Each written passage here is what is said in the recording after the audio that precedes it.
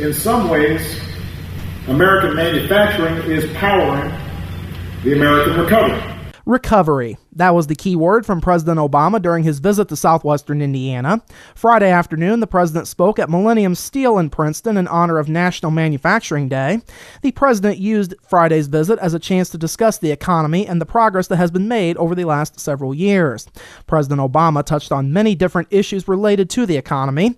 He began his speech talking about manufacturing and the country's unemployment situation. He told the nearly 300 people in attendance that national unemployment is now down to 5.9%, well below where it was when he took office in early 2009. The president also stated that more than 236,000 new jobs were created over the last month. Over the last 55 months, the president says 10.3 million jobs have been created. Though the recovery has not been the fastest, the president says there's no question that things are looking up. This progress that we've been making, it's been hard. It goes in fits and starts. It's not always been perfectly smooth or as fast as we want, but it is real, and it is steady, and it is happening. And it's making a difference in economies all across the country. The president says the current rate of job growth is on pace to be the strongest since the 1990s. Now, the president also tied manufacturing into the current employment recovery. President Obama says manufacturers driving this recovery is something that didn't seem possible just a few years ago. About 10, 15 years ago, everybody said American manufacturing is going downhill. Everything's moving to China or other countries. And the Midwest got hit a lot harder in a lot of places because we were the backbone of American manufacturing. The president attributed the manufacturers' recovery to investments in new plants and technologies, as well as partnerships between manufacturers and universities to better train workers. President Obama says the manufacturing industry is now growing twice as fast as the rest of the economy. As for other themes of his speech, the president hammered home the issue of wages and income as a challenge to further economic recovery.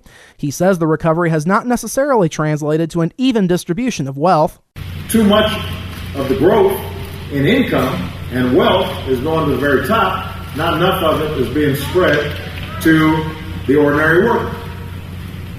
And that means that we've still got some more work to do to put in place policies that make sure that the economy works not just for the few, but it works for everybody. And that if you work hard, you're going to be able to pay the bills, you're going to be able to retire with some dignity and some respect, and you can send your kids to school without having to worry about it. That's what we've got to be working on.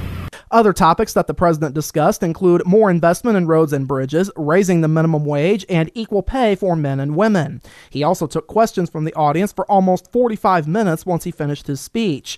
In closing, the president stated that rebuilding the middle class will lead to longer-term prosperity nationwide. If you look at American history, the times we grow fastest and do best is when we're growing the economy from the middle out. When middle-class families are growing, when working folks can get their way into the middle class, that's when the whole economy does well.